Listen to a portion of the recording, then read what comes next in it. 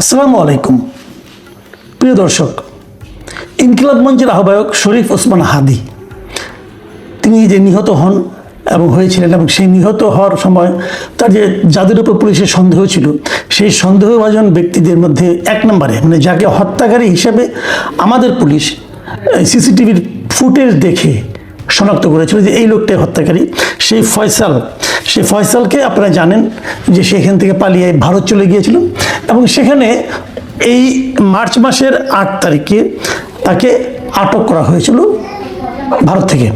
ভারতের 24 পরগনার এই যে বনগাঁও এলাকা আছে আমাদের সীমান্তের একদম লাগোয়া, সেখান থেকে তাকে গ্রেফতার করা হয়েছিল এবং গ্রেফতার করার পর তাকে প্রাথমিক একদিন ধরনের জিজ্ঞাসাবাদ হয়েছিল এবং তারপর সেই জিজ্ঞাসাবাদের ভিত্তিতে বেশ মিডিয়াতে নিউজও ছাপা হয়েছিল এবং সেখানে আমরা শুনেছিলাম মিডিয়ার খবর থেকে যে উনি প্রাথমিকভাবে স্বীকার করেছেন যে উনি এই হাদি হত্যাকাণ্ডের সঙ্গে জড়িত। কিন্তু তারপর তাকে 14 দিনের রিমান্ডে নেওয়া হলো আদালতে সাবমিট করার পর সেখান থেকে তাকে 2 সপ্তাহের জন্য রিমান্ডে দেওয়া হয় এবং রিমান্ড শেষে আজকে তাকে আবার কোর্টে প্রডিউস করা হয়। কোর্ট তাকে 2 সপ্তাহের জন্য কারাগারে পাঠায় এবং 2 সপ্তাহে কারাগারে পাঠানোর পর আগামী মাসের মানে এপ্রিলের 2 তারিখে তাকে আবারও আদালতে হাজির করা হবে এবং তখন কোর্ট কি সিদ্ধান্ত দেবে কি দেবে না সেটা অন্য কথা। কিন্তু আজকে আলোচনা হলো এটা নিয়ে যে যখন তাকে আদালত থেকে বের করে মানে আপনার জেলে নিয়ে কারাগারে নেওয়ার জন্য গাড়িতে ওঠানো হচ্ছিল, তখন সেখানকার সাংবাদিকরা হেঁটে যাওয়ার সময় তাকে কিছু প্রশ্ন করেন। অনেক ধরনের প্রশ্ন ছিল, আপনি কেন হত্যা করেছেন, হত্যার সঙ্গে কে জড়িত, আপনার সঙ্গে কে জড়িত, আপনাকে কারা নিয়োগ করেছিল, কি করেছিল না করেছিল, এগুলো অনেক ধরনের নানা ধরনের প্রশ্ন হয়, যেটা হয় আর কি।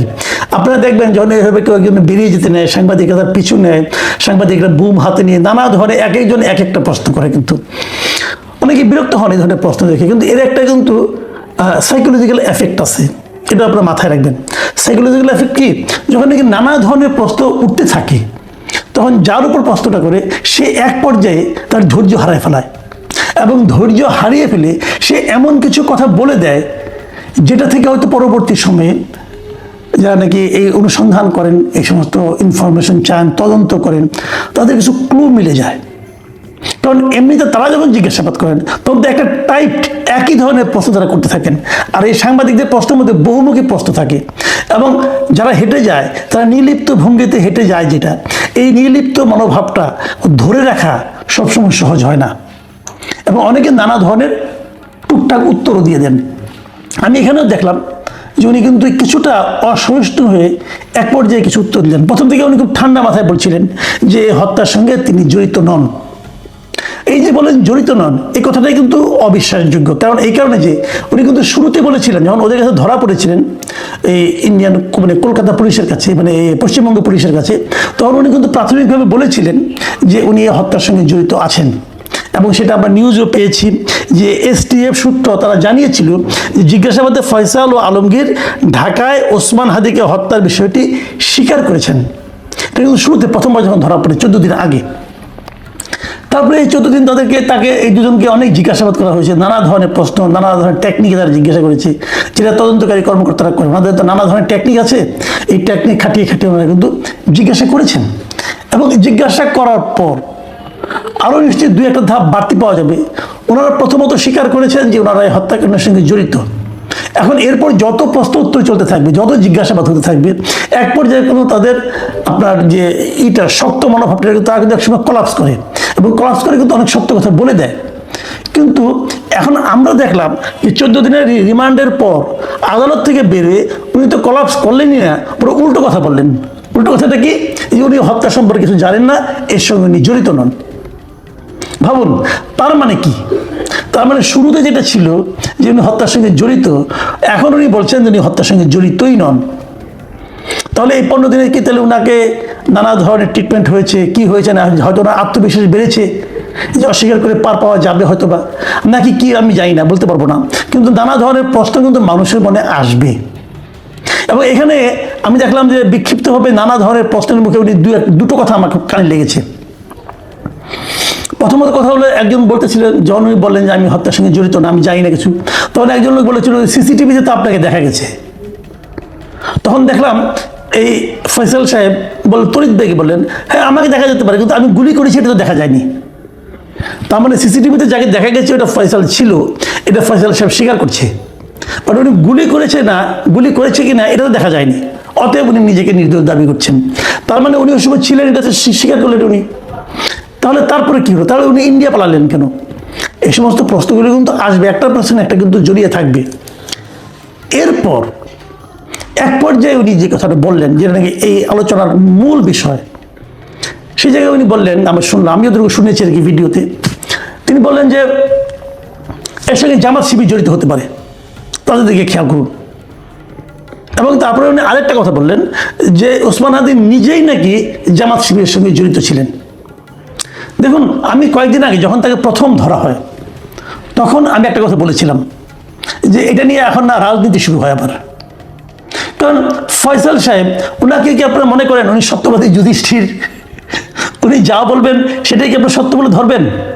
এখন উনি যদি একজনের নাম বলে দেয় যে অমুকে জড়িত, তখন আব্দুর রহিম নামে এক লোকের নাম বললো, আব্দুর রহিমের সঙ্গে জড়িত, আব্দুর রহিম এই জন্য আমাকে এত টাকা দিয়েছে বললো, কারণ তাহলে কি যত আব্দুর রহিম আছে সবাই বিপদে পড়ে যাবেন, যে তাহলে তো আমাকে ধরবে। এখন ফয়সাল বললেই কি সেটা গ্রহণযোগ্য? ফয়সাল তো একেবারে এক এক কথা বলছে, ফয়সালের কথার উপর আপনি কতটুকু নির্ভর করবেন?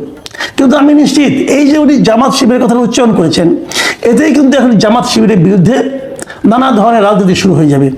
বলা শুরু হবে জামাত এরকম করে, বলা শুরু হয়ে যাবে জামাত ইচ্ছাকৃতভাবে এই ইলেকশনে একটা এগিয়ে থাকার জন্য কাজটা করেছে, বলা হবে জামাত আগে থেকেই নির্বাচন পিছিয়ে যাকে চাচ্ছিল, এই ঘটনার মাধ্যমে নির্বাচনটাকে পিছানোর জন্য তারা চেষ্টা করেছে। এগুলো কিন্তু আলোচনা হতে থাকবে। এই আলোচনা হলে এই আলোচনাগুলি যে একেবারেই ভিত্তিহীন আমি কিন্তু সে দাবি করছি না, কারণ দাবি করছি না এই কারণে, দাবি করলে যেটা আমাকে প্রমাণ করতে হবে, তার তো কোনো প্রমাণ আমার কাছে নাই। আবার এইটার উপর ভিত্তি করে আপনি তদন্ত চালাবেন সেটাও আমি বলছি না, কারণ আপনি এইটার উপর ভিত্তি করে চালান, তাহলে ফয়সালকে আপনি সত্যবাদী হিসেবে বিবেচনা করছেন।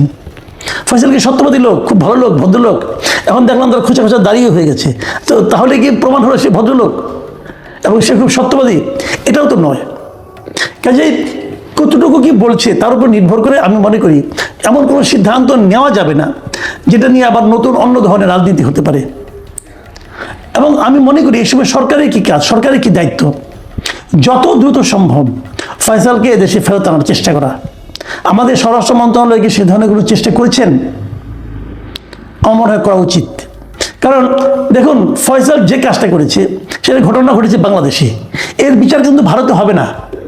ভারতের কিন্তু এই বিচারের কোনো ইখতিয়ার নাই। ভারত তাকে বিচার করবে ওই দেশে অবৈধ অনুপ্রবেশকারী হিসাবে। সে ভারতের সঙ্গে যে অন্যায়টা করেছে সেটা হলো ভারতে উনি অবৈধভাবে ঢুকেছে, এই অপরাধিতার বিচার হতে পারে, কিন্তু হত্যার বিচারটা কিন্তু আসলে হবে বাংলাদেশে। ভারত যেটা করতে পারে, তাদের 14 দিনের জন্য তাকে রিমান্ডে নিল, নিয়ে কিছু জিজ্ঞাসাবাদ করলো, ভারত যেটা করতে পারে এই জিজ্ঞাসাবাদগুলি হলো গিয়ে বাংলাদেশে যে বিচারটা হবে সেই বিচারের সাহায্যকারী বিভিন্ন তথ্য, এই তথ্যগুলো তারা বাংলাদেশকে দিয়ে দিবে, বাংলাদেশ এই তথ্যের উপর নির্ভর করে হয়তো বিচারটা করবে। কাজে যত দ্রুত সম্ভব আমি মনে করি বাংলাদেশের উচিত হবে ভারতের সঙ্গে কূটনৈতিক পর্যায়ে ফয়সালকে ফেরত আনার জন্য দুতিয়ালি শুরু করা। আমাদের একজন খুবই ক্যারিসমেটিক পররাষ্ট্রমন্ত্রী আছেন বলা হয় আর কি, ওনার ক্যারিসমা এখন আমি দেখি নাই, উনি কেন ক্যারিসমেটিক ওনাকে বলা হয় সেটাও আমি জানি না, তো উনি এখানে ক্যারিসমা দেখান না কেন?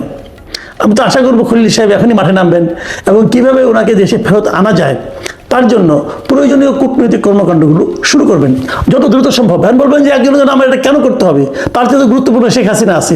হ্যাঁ আছে, কিন্তু ইম্পসিবল কাজের দিকে সময় নষ্ট না করে যেটা পসিবল কাজ, যেটা সম্ভব সেটাই আগে করুন, ওটা পরে দেখা যাবে, ওটা করা যাবে, কিন্তু এটা তো ইমিডিয়েট দরকার। ইমিডিয়েট দরকার এখানে যে হাদির মতো একটা ছেলের মৃত্যুকে কেন্দ্র করে এদেশে কিন্তু হইচই রাজনীতি কম হয়নি, অনেক কিছু রাজনীতি হয়ে গেছে।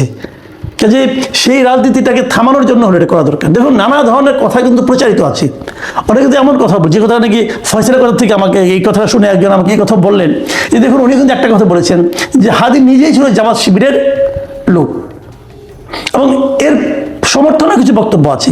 কেউ কেউ বলে থাকেন এই জামাত শিবিরের নাকি কিছু গুপ্ত লোক আছে বিভিন্ন জায়গায়, জামাত শিবিরের নাকি একটা সুইসাইড স্কোয়াড আছে, 230 জন না কয়জনের একটা তালিকা উনি একবার দিয়েছিলেন, তালিকা দেননি, সংখ্যাটা বলেছিলেন, যিনি গোয়েন্দা সংস্থার একজন লোক বলেছিলেন আমাকে যে এমন লোক নাকি জামাতের গুপ্ত অবস্থায় আছে, স্লিপিং ক্যাডার হিসেবে তারা আছে, এবং তারা নাকি যে কোনো প্রয়োজনে নিজের জীবন দিতেও প্রস্তুত আছে, এই ধরনের আর কি।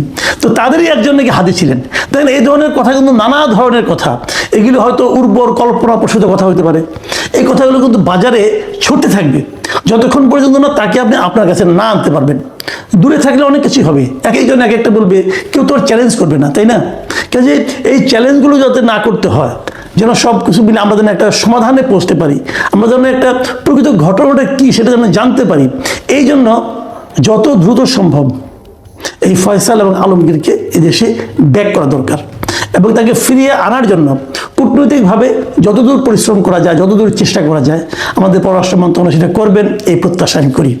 আমি মনে করি এটা নিয়ে আগেই ওই চিলে কান নিয়েছে শুনি, চিল শুনি আপনি রাজনীতি, চিলের রাজনীতি শুরু করে দেবেন, এটা ঠিক হবে না। প্রিয় দর্শক, আমি সবসময় একটা কথা বলি, আমি আমাদের দেশে কোনো রাজনৈতিক ঘটনাকে কেন্দ্র করে জাতিগত বিভক্তি চাই না। জাতিকে আর বিভক্ত করেন না আপনারা। আমরা একটা ঐক্যবদ্ধ সমাজ চাই, ঐক্যবদ্ধ জাতি চাই, ঐক্যবদ্ধ রাজনীতি চাই। রাজনীতিতে মতভেদ থাকবে, কিন্তু দেশটা যেন ঐক্যবদ্ধ থাকে সেটাকে খেয়াল রাখতে হবে। আপনি জামাত করবেন না, জামাত করবেন না, বিএনপি করবেন না, বিএনপি করবেন না, আওয়ামী লীগ করবেন না, আওয়ামী লীগ করবেন না, কোনো সমস্যা নাই।